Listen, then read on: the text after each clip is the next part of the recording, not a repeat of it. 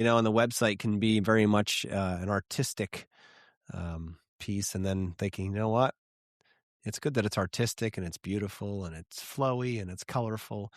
But if Google can't find it, what the hell good is it? Welcome to the Sales Made Simple podcast. This podcast is dedicated to helping overwhelmed outdoor living professionals, landscapers, and hardscapers just like you increase your closing rate to over 75% without doubling your workload so you can build a seven-figure business that doesn't need you. I'm your host, Joshua Gillow. Let's dig in.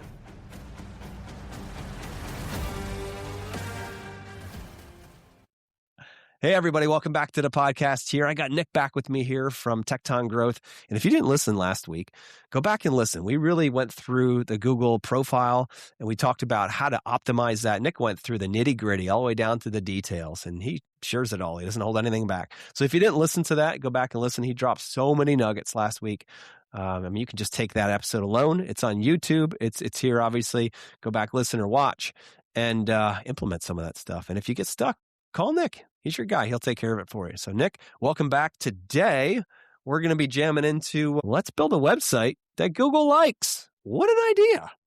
Yep, exactly. Thanks, Josh, for having me again. Websites. Everyone talks about them. And I think a lot of people, I tell guys, the website shouldn't be a business card that you just pass out to people, right? So many people's websites are just living on the internet, only being shown when somebody says, hey, go check out my website. Here's the link. Or it's listed on your business card or it's listed on your truck. And then people find your website through you telling them about it, right? Mm-hmm. They don't actually stumble upon it. And I think that's what your website really should do for you is it should generate work for you. It should generate leads. It should bring cold traffic in and cold traffic meaning they don't know who you are when they click on your site. And then when they see your site and when they finally find it and they see it, they go, oh, I like these guys. I'm going to call them. Like that's what your website, that's the purpose of your website. In this new, digital era that we're in now. I love it. I love it, dude. And yeah, make no mistakes. Nick and I, before we hit go here, he was talking, he's like, look, whatever worked for you in the last 10 years is not going to take you into the next 10 years. Everything is changing. AI, integration, algorithms. Google, My Business is no longer called that. Who knew that? Now it's Google Business Profile, right? So these things are updating and changing, and there's new categories and services and the way Google, organizes things and all of that stuff. We need to keep this up. This is a living, breathing thing. And if we think we're going to set it and forget it, pay a guy a couple grand to build a website and go back to work for 5 years, you're going to be standing there with your hands in your pockets, pulling nothing out. You're going to have rabbit ears by the end of that. You got to keep it moving forward, constantly keep putting money into it. I say this because I've made this mistake multiple times, over and over again, where I'm just like, oh, we're good. Got a lot of work. And the next thing you know, you don't. And then you're pulling your hair out thinking, I'm an idiot. I should have taken time and put money and time into that. And when you're hungry for work, that becomes very obvious. So by always maintaining this marketing plan, Google Business Profile, website, SEO, all that stuff, you can keep those great leads coming in. Because you know what? I might help you be able to have a better conversation and close the right people. But if you don't have the leads coming in, you ain't going to get those opportunities. If you're not networking or building a social presence or building a digital presence out there and knowing that your website really ranks for what your customers are typing in, you're going to be suffering. So Nick, welcome. I'm going to stop talking now. I could talk for a while. So I'm going to stop talking. Take over and show us the path, baby, to the promised land. And I'll just preface it too. We talked about this in the last one, but what I'm talking about in this podcast and in the podcast before is just like you said, it's just one piece of your marketing puzzle. I think so many of us, because I had a landscape company, I had a design build company too, and I had hired marketing agencies and I just felt taken advantage of. Part of that is because I hired them with like this emergency, I need work now. And so many guys are feeding into that and promising you 90 leads in 90 days. We're going to make you $500,000 in the next 30 days and stuff like that. And because it did happen. Bullshit. Yeah. It is possible, right? But they take that best, and I've done it. I have a client that I've done that for, right? Um, but I talk to people every single day that fell into that trap because they needed work. They went and they paid for the agency that promised them the moon, and didn't deliver it, unfortunately.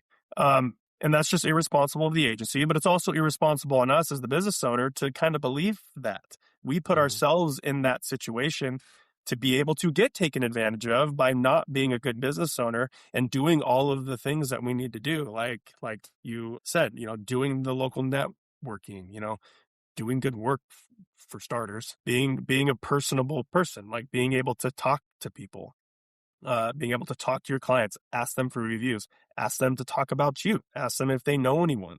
Like, Yeah. hey, who do you know that could also use our services? Like, all those things really matter when it comes to the marketing category when we're talking about marketing for your business.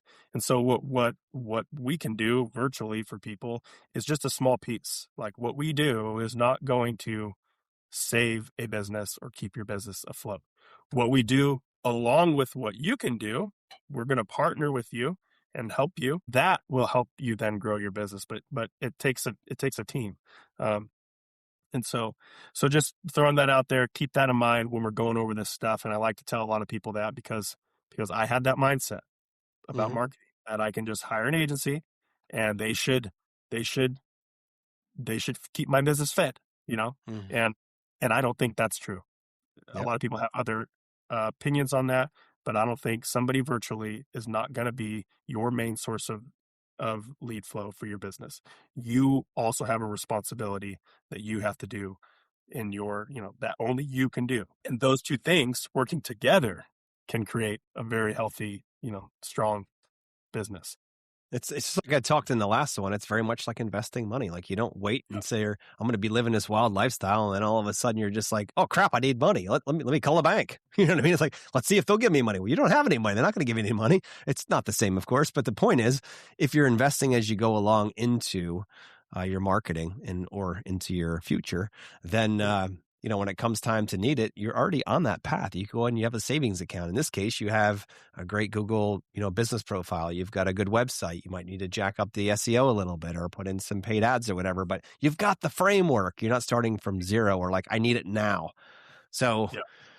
yeah, Yeah. man, take us through what you do, what to look for. Let's take a look. I know you're going to throw up a website here. So guys, if you are listening, and please not if you're driving, but if you are listening, you can pause here and then jump into I'll leave a link in the show notes for the YouTube version of this where you can actually see what Nick's working on. He's going to throw up a website now for us. Yeah. So I didn't show this in the last one, but I'll show it now just to get some context of what it is that we're actually trying to do. But let me get it here. So what we are trying to do is get your Google business page ranked in the map section. So when somebody goes to Google, they type in landscaper near me or best landscaping services near me, whatever. What they're going to first see is the ads in Google. And the data says only about 7 to 10% of people will click on one of the paid ads. Below the paid ads, right now, on average, below the paid ads, this is how Google is structured, but things are changing because they're testing AI stuff. So there might be some other things in between here. But on average, when someone types in, at least in the landscape industry, the next thing they're going to see is the map section. And if you're seeing this image, this is old data from a couple years ago. I need to update this. The data from last year is 70 plus percent of people who are searching for best landscape or whatever will click on one of these three businesses in the map section. And so there's only three businesses showed on the first page of Google in the map section. Sometimes four, but that's a sponsored post. And so if you're not here, you're missing out on tons of work. I do keyword searches and search numbers for different locations every day, and there are thousands of people searching on average. And anyone who's listening, um, unless you're in the middle of nowhere, there are hundreds, if not thousands, of people searching every single month for a service that you would want to be found for.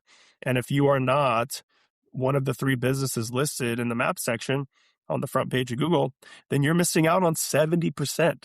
If 100 people search, that's 70 potential people who could call you. And so if you're not listed there, you're missing out on a ton of potential work. And most businesses, guys that I talk to, aren't ranking there. Mhm. And so that's what we focus on. So we started with the Google Business page in the last show. That's step one, is optimizing your Google Business page. And then step two with this is optimizing your website to match how your Google Business page is structured. Because again, the priority with what we are doing is we are focused on ranking your Google Business page in the map section. We're not focused on ranking your website down here in the website section at first, because down here where the websites are listed, there's only 20-25% of people clicking down here. And so why are we going to go after 20 people? If 100 people search, why are we going to focus on 20 people when we could focus on 70 up here? Mhm. And not only that, where these website listings are down below the map section, you have now entered a nationwide competition, because if you live in a really high populous area like Chicago or Denver or whatever, any other big city, Dallas, and you scroll down below the map section and look at the websites, the businesses that are listed down here, you're going to see nationwide companies like Yelp, Angie's List, Mhm. all of our favorite lead generation companies that we all love, right? Mm.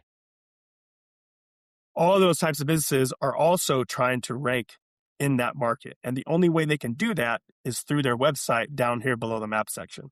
So you can beat them because you're local. And so that's why we focus on your Google Business page. And how we format your website is a little bit different with that focus, as opposed to focusing on ranking your website as opposed to your Google Business page. That's a beautiful spot. It's a beautiful picture. Yeah. So this is a client of mine. They do beautiful work. And this is a service. This is a website that we built for them. Essentially, the structure of the site, you want it to mimic your Google Business page. And so when we talked last time, I talked about the Google Business page having categories that Google predetermines, that you have to select a category. And then each category has a list of services that Google predetermines some, but then you can also add your custom ones. And so on Mhm. your website, you want to have a category page with then service pages connected to that category page. And that's it. And then you have another category page with that category. So like, let's say landscaper, landscape designer with then, so for this client, um, he's very particular. So we didn't go super deep on this with him, but I'll show you what his maps look like, and you can see the alignment Google likes. So for him, we chose landscape service, a hardscape service, and a custom stonework service. His landscape service covers his like landscaper category. Mhm. So we have that page. I'm going to click to it. So we have that page. It's a landscaper category. We used landscape design here because that's what he wanted to focus on. Um, and then within that page, we're talking about that category's services and where where he does it. So for this particular client, the town that he lives in isn't a very big town, but we used that town as his home base because in my mind, that's where he lives. And so if I'm not going to talk about the town he lives in, then Google's going to be like, oh, what's going on here? You live in this town. Like, why aren't you talking about this town? Like, we're going to talk about the town he lives in, plus then his other areas.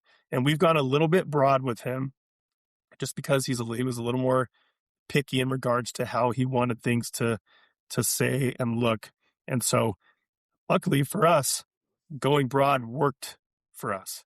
But in your market, going broad might not help because maybe you're in a more densely populated market, and you need to be a little more honed in. And that's where everyone's markets are different. What works for one guy's market might not work for another guy's market. And that's where, partnering with somebody like us, where we need you to help us with our strategy because we don't have a cookie cutter. We have a basic structure that we do for all of our clients, but how it's implemented is different for every single client because every market's different, right? Yeah. Yep. Um, and so So we have his landscape page, and then in that landscape page, we have links to the 2 landscape services that he provides. And there's only 2. But both of these services, then we want to link to their own page. And we do the same thing with every category. So now he's got a hardscape service. There is no hardscaper category, unfortunately, but hardscaper is a service within the landscaper category in Google. And I might be able to show that for the people here on YouTube. If you go to your Google business profile and you hit edit profile here, and you go down to your categories. This is my brother-in-law's old business, so this isn't a client. It's just an old business. We have the landscaper category here, so I'm going to go out of this and then go into services, and you'll see there's the landscaper category. And then within that, I can add, you can see the list of services, and then I can add more services. When I add more services, we should see hardscaping in here. There it is. There you go. Yep. You can see hardscaping is a service that Google gives you. Google knows that hardscaping is an actual service, but unfortunately, it's categorized under the landscaper category. So what we did was we just separated it on this website. We just separated it so that clients could see it. And then we go to his hardscape page. He's got his hardscape page. And then in that page, we talk about the different kinds of hardscape services. So we have patios, walkways, retaining walls, and outdoor kitchens. This one still needs to get made. But each of these now are their own page that aren't linked from any other page. So because in Google, it's only in this category. So we wouldn't want to link any of these other services to a different category because that would, essentially could potentially confuse Google. We want to stay in the lane, right? So if landscaper is a category, you want a landscaper page, and then you're going to have a page for all of your, you can get crazy with services here. We usually pick 5 or 10 of the most important ones and build website pages for that. And then in each of those pages, we might talk about some other services. So right there, Google gives you the structure of your website right there. You have your homepage, you have your landscaper category page, and then linked from that category page, you want to have your different services pages. And we can see that here, kind of like what we did with this client. He's got a category page, and then he's got his different service pages within that category. So are you trying to replicate the Google business profile just in a much more fancy form here, but keeping the structure the same? And why is that specifically? Because that's something so interesting. Exactly. We just want to give Google what it wants. And we go, well, here's how it has structured the Google business page. And so how do we add more context? How do we prove that we are an expert in the area and in the services that we are claiming on Google, right? How do we then further prove that to Google? Because that's what we're trying to do. We're just trying to show Google that we actually are the expert. We are the best landscaper in the area because we talk about, how do you know someone's an expert when they can eloquently talk about all of the things that are related, that are topically relevant to that certain topic, So when it comes to being the expert landscaper, you better talk about all the things that landscapers do, that are relevant to you, right? You don't have to talk about all the things, but you need to talk about everything that you do, right? If you just have a landscaping service page and you don't talk about any of the other services in there, how is Google going to trust that you're actually a good landscaper when you don't even talk about all of the services a landscaper provides, right? Or hardscaper, whatever. And so it's really about structure is what I'm kind of getting at right now. Because the Google business profile is structured in such a way, we also want to do that with the website and just mirror it. So now when Google goes and reads through your website, it has a clear path like, oh, I recognize this, right? Hmm. This is how I structure things on my end. This business has taken the time and given me the clear list of everything. So now Google can start to connect the dots with the Google business page and go, oh yeah, no, this all, I like this. Google likes this. And then it sees your content. This is then the next level is not just having the pages, right? It's also having good content. Got it. And so first is the structure. And then within that structure, Google has connected the dots. It sees the structure. Now it's going to go, okay, now I'm going to dive into each individual thing and see what this person's about, right? And so what it does first is it looks at that structure. And then next on each page, it takes and looks at the metadata, which is just called the metadata. It's a fancy term for if you're on YouTube right now and you go to Google and you can see this little link I have here, this website listing that I'm showing is the metadata. So this, I wish I could highlight this, but this title right here is called your title tag. And this description down here is called your meta description. So it's your title tag and your meta description creates your metadata. You want that to be optimized for the page that it's referring to. So if this was a home page, for instance, I'll go to my client's homepage. Their metadata is going to show their business name, their primary category, their Google business category keyword, and the location that they are in or that they are targeting. For this client, we just did one location. We're actually in the midst of spreading this out for them. So we're going to be going through here and adding 2 or 3 more locations. But you want to have that. And then you want to have the description, same thing, talk about your service, where and where you do it. And you want to have that optimized. These 2 things are some of the first things I look at when I do an audit on somebody's website to know if they've ever had anyone working on their website that has any semblance of SEO knowledge, because it's just so basic. Like it's the first thing that we do for every single website is we optimize your metadata, and you would not be surprised how many people don't have anything in there. And so Google goes to your site, you have no metadata. That's why your site's not showing up anywhere, because Google has it's just like it went to find something and it wasn't there. So it's not going to dig deeper, right?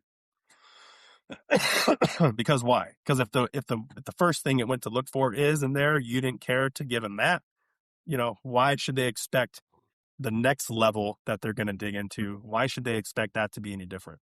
Yeah. Probably 9 out of 10 websites I audit every single week don't have this. Wow. Okay. So listeners, you better have Nick take a look. Maybe that's the smoking gun for you to get started. Yeah. Yeah. Some SEO companies, that's their SEO program. It's to just optimize those. Unfortunately, that might have worked 5-10 years ago, not anymore. So this is where you get into that conversation where, I paid an SEO company, $300 for 12 months. And they didn't do, I didn't get anything from it. So now I'm going to throw SEO out the window, right? It's like, well, they probably sold you one piece of what SEO really is, right? And because they didn't educate you, you bought into it and you think it's a waste of money. Unfortunately, there's so many layers to SEO. We could be here all day and I still probably wouldn't get through everything that we do. But so there's so many pieces.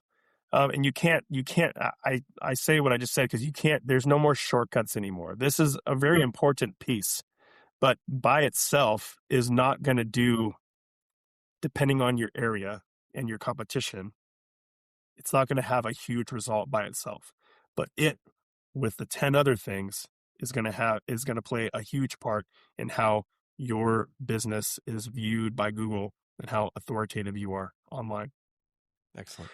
The next thing that we look at is your H1 headings. So all this text on your website, are headings. So what a lot of people get confused, especially when they're designing a website, there's two different heading types.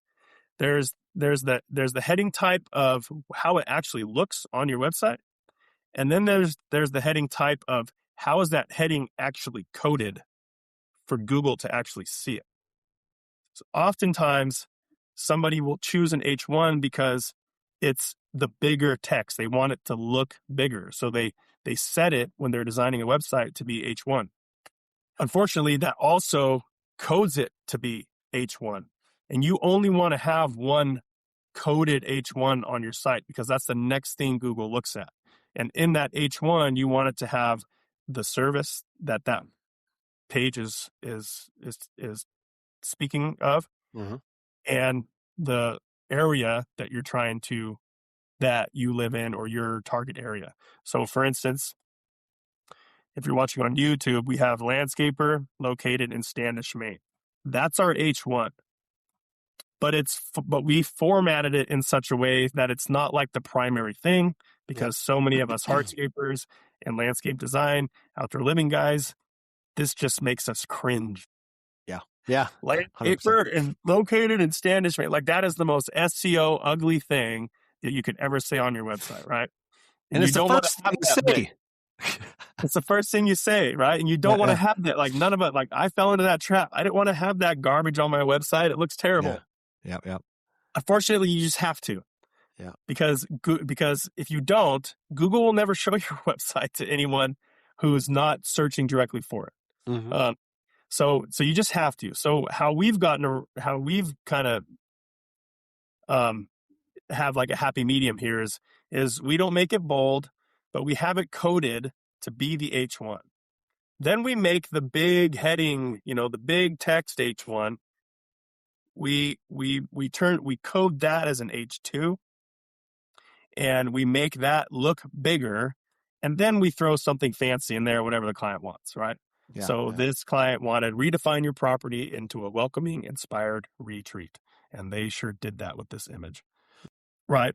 And so Google's getting smarter. The algorithms and AI now are getting smarter. Like, when they read this, it's going to know, like, property, like redefine your property. That they're going to know, like, they're kind of speaking on, like, constructing your property, right? Mm-hmm. And so it's going to take that into context. So you want to have your H2s to speak about the context that you're using in H1. So if I'm going to use like landscaper as my primary term, then I want to use other types of landscaper keywords in my H2. So if I scroll down the page, I have another H2 here.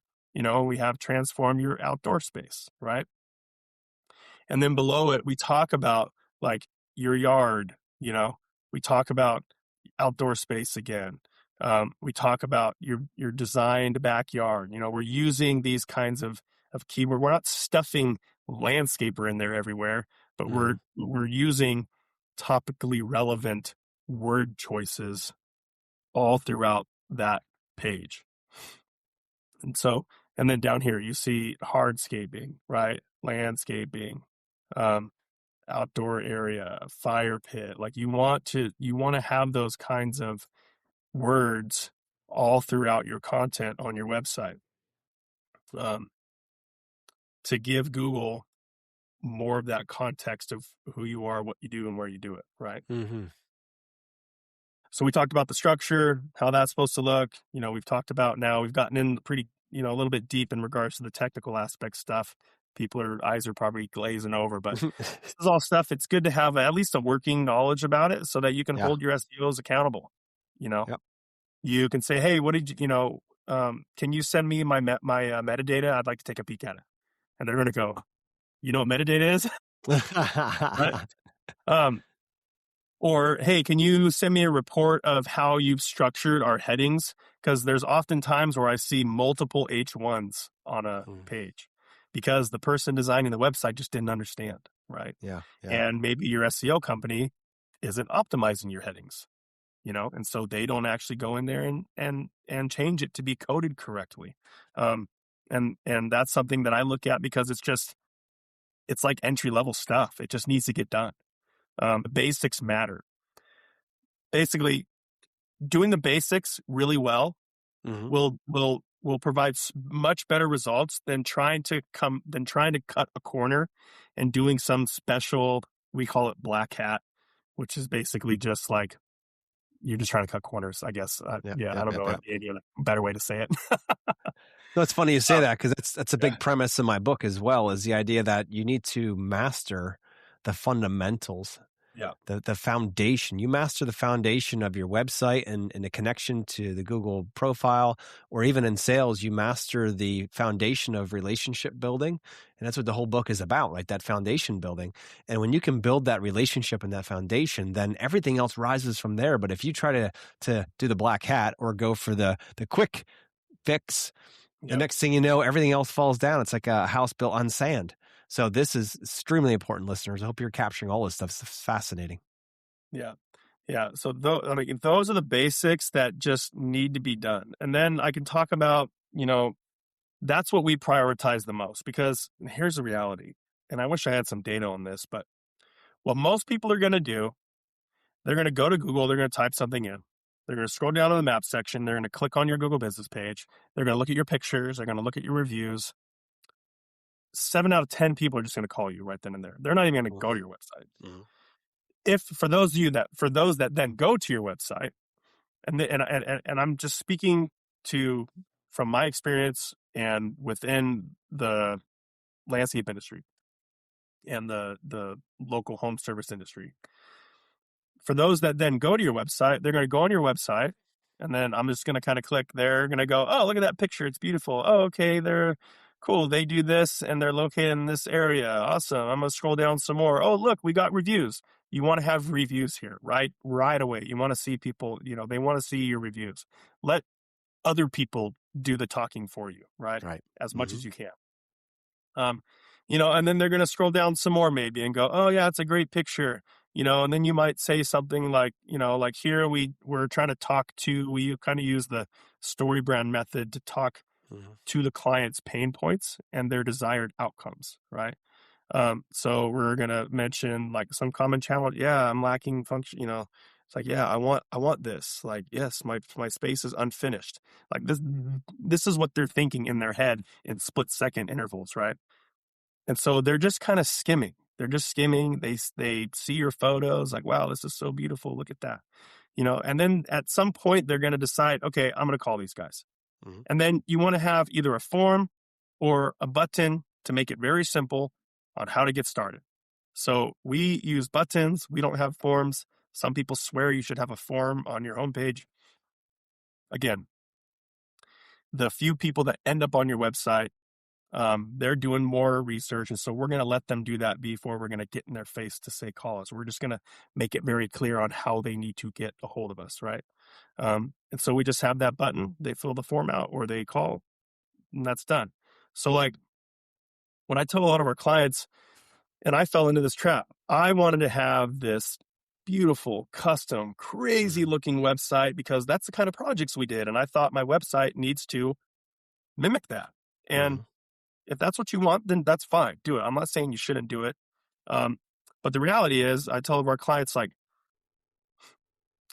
and by doing that, you risk if your website's too fancy and it's hard to maneuver, you risk people bouncing off of it and not like I've looked at a few websites where I'm just like, wow, yeah, this is cool, but like how do I like I don't know what to look at right now because there's mhm, just so much stuff flying everywhere. Um, and it's a little bit overwhelming. And I click off. I prefer something simple, clean, easy on the eyes. It looks professional. And what the real thing with the website, what makes it really stand out is your photos. If you can, I can't, I emphasize to all of our clients, get professional photos taken for your website. The photos make the biggest difference when it comes to the look and feel of your website in regards to like how someone who lands on your website and is looking at it, your photos make all the difference. not how do I have my lines coming across? What kind of text and stuff did I do? Like I care more about all that kind of stuff, just being very simple and very easy on the eyes, clear to get the information that they need to get, and clear on, okay, I'm ready to go. What do I need to do next? Cool. I'm going to click this button. It's going to go to this page. I'm going to call, fill out the form, done. Right? Just super simple. And then let your photos do all the talking. I told Josh, I told you this too, when it comes to the types of words that you use on your site, you know, like, unfortunately, you need these landscaper type words for Google to even show your site to people. Yep. And yes, we, as hardscaper, outdoor living guys doing, these beautiful custom projects, we hate to be labeled as a landscaper.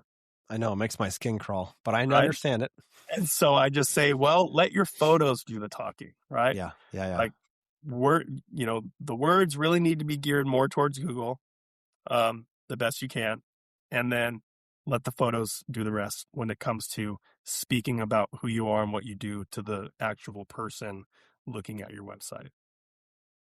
No, it's good stuff, Nick. I love how you laid this out. And yeah, you see the H1s are big and bold. And then if Google needs to see, an H1 that says this, what you do and where you do it, and then you're kind of like, but I don't want that to be the fancy thing. I want to say something smart, and the website can be very much an artistic piece. And then thinking, you know what? It's good that it's artistic and it's beautiful and it's flowy and it's colorful. But if Google can't find it, what the hell good is it? Yeah, exactly. Yeah. The point of your site is to generate work and not be. Yeah. I mean, if you want your website to be an art piece, I won't hold you back. Yeah. But by doing so, there's pros and cons to both, right? Mm-hmm. Mm-hmm.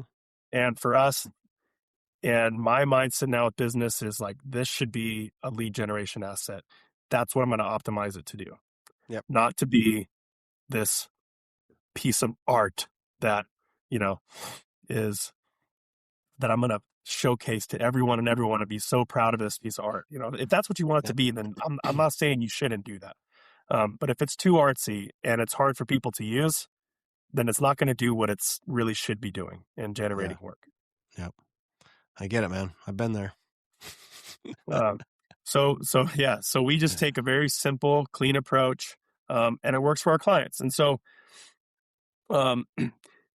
again, this is, we scratched the surface. Those were like what I talked about, the structure, your metadata, your headings, images, and just how we kind of laid out the page with all the words. You want to have 15 to 2,000 words on every page of your site.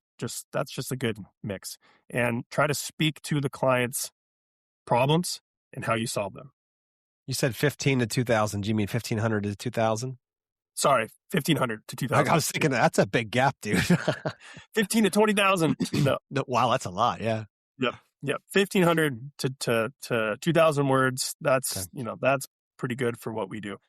And how do you find the right keywords to sprinkle? We don't want to stuff. What if we sprinkle them?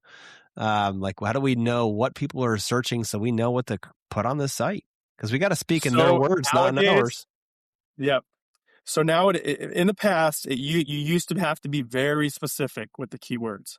Nowadays, in regards to local SEO and the context that we're talking about, I'm not talking nationwide stuff. We're talking about ranking your Google business page.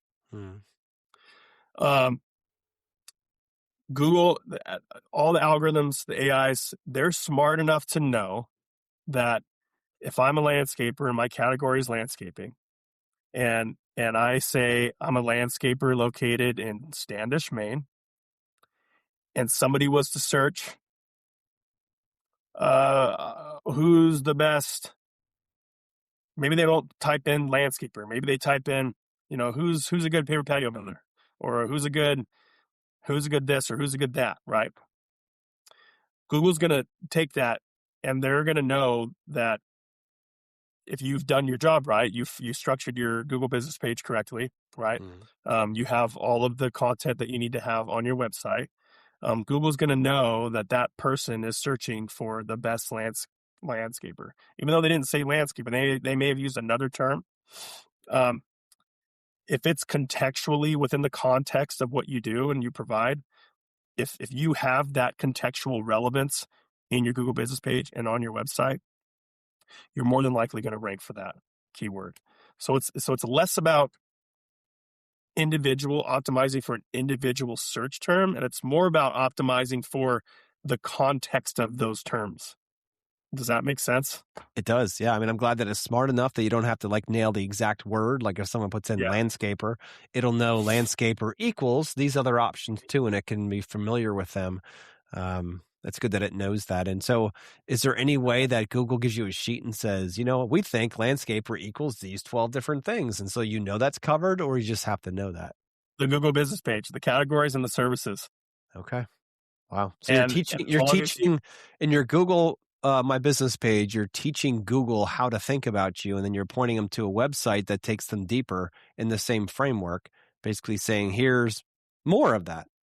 and the reverse is Google is showing you what it wants to know from you, right? So it So gave you the yeah, categories, it gave you the services to select, double that up on your website, and you got your bases covered. very interesting. I never thought of a correlation between the two. I've always thought them as being two separate entities, one pointed to the other, but I didn't know that they were brothers and sisters. I thought they were more distant friends. Yeah, a lot of people, I had an SEO company that said your website makes no difference on your Google business page, and I fired them because it's just absolutely not true. Yeah. It makes a huge difference. Your website makes a huge difference for how your Google business page ranks. Now, are there people out there that don't have a website that have a well-ranking Google business page? Yeah, of course, and they're probably in the middle of nowhere and have no competition, right? But if you're in the middle of Dallas or Los Angeles, your website is that next level that Google's going to go to determine who's the best person to refer to my clients. Yeah. Right. So there's just how deep Google is going to go into who you are as a business is solely determined on how many options it has to choose. And the more options it has, the deeper it has to go. And that's why we don't try to do shortcuts anymore. We try to cover all the bases for every single one of our clients. Do we do too much work for some of our clients? Yeah, we do. But I'm okay with that, Yeah. Yeah. because I can feel confident that we're doing everything that we can to ensure that we get these rankings for our clients so that they're the ones shown when those 70+% of people who are searching for a service that they provide search. We want them to find them. I love it. I love it. And doing this, and I'll just say this other caveat, doing this, like I can't guarantee phone calls. We really can't, because what if something happens in your city? I mean, I'm not going to get political here, but Minneapolis right now is kind of falling apart. If you live in Minneapolis right now and you have a business down there, you're not getting any work. It's not because of your marketing, right? It's because of some other circumstances that are going on that you or I have zero control over. And so you could be doing the best marketing in the world. You could be running all the ads in the world. But if there's a riot outside your door, no one's going to visit you, right? Well, I'm sure it's even with storms. And we just had a massive snowstorm come from Texas all the way through New England. And, there's just hundreds and hundreds of thousands of people without power. We've got, 18 inches sitting on the ground here. Cold. It's almost zero outside at night. It's like there's other priorities in life at that point. So that might not be a marketing thing. It might just be a timing thing, an environmental thing. So I totally understand. Yeah. But you want to set yourself up with the best possible opportunity when people are actually searching, right? So you never know when they're going to search, but you do know you want to be the one they can find. And that's really at the end of the day that when they're ready to search, they can find you. Yeah. And so we talked about, I think earlier you asked me about how do we know, right? So now we've done the Google business page stuff. We talk about the website. How do we know that you're being found, right? And so this is more for the YouTuber guys, but we have a tool that we use. I just call them a heat map, and it essentially tells you geographically how you're ranking in the Google Map section, how your Google business page is ranking in the Mm-hmm. Google Maps section for different keywords. And so for this client, we literally just expanded his map. So the averages look terrible, right? The averages are red. But before we expanded it, this inner circle here was his target location. Mm. And his average was like 3. He has dominated this area for the term landscape designer. So Mm. if somebody types in something landscape design related, and let's say they live right here. They live right here. Our client right outside of Limerick, our client's going to show up number 2 in the map Mm. section. Mm. If they're living over here, they're going to show up number 3. Then if they're in a state, they cross a state line and they're over here, they're number 18. Mm. Because it's a whole new state, this is probably going to be really hard to rank for. But that's what these maps show us, is how you are ranking in different areas. And so oftentimes we'll do this map search for a client, and they might have a decent ranking in this one particular area. And then I ask them, is this a good area for you? And they say, no, not at all. There's not even any homes out there. The area that I want to rank for is over here on your map, where it shows 20 pluses, Mm. So Yeah. for this client, all these 20 pluses means Google's like, I don't even see you as relevant to even Mm. talk about in these areas. And 9 times out of 10, when I'm doing this audit for people, that's kind of what they have. It's Yeah. either 20 Yeah. pluses or it's red pins, and they're not even showing up. Mm-hmm. So all this tool is telling us is just giving us information about how Google views you in these areas. Yep. Yep.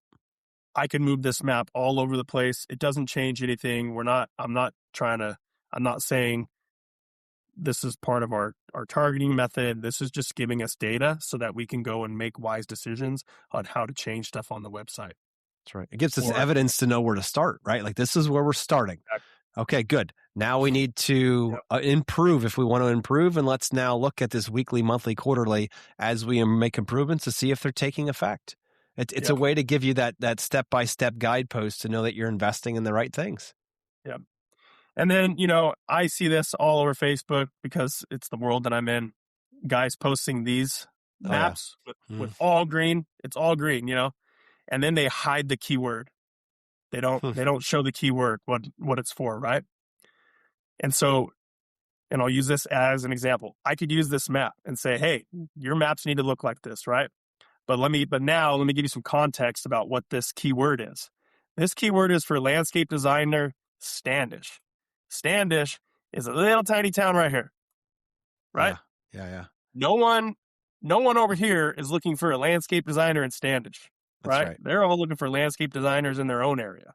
And so, cool, I'm ranked number 1, but who the heck cares? No one's ever going to search that keyword there, right? Yeah. And so you have to take all the stuff that you're seeing online with grains of salt. You got to have the context to make these maps. There's so much context involved when it comes to interpreting what these maps say. And so the best way is to just hop on a call and I'll walk you through what your business looks like and I'll give you all the context you need, right? I love it.